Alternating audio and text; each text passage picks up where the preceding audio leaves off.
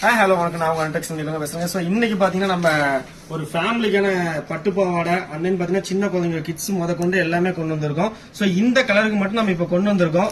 So இது பாருங்க, ஒரு ஃபேமிலி காம்போ, அடல்ட்டோட காம்போ வந்துடும்.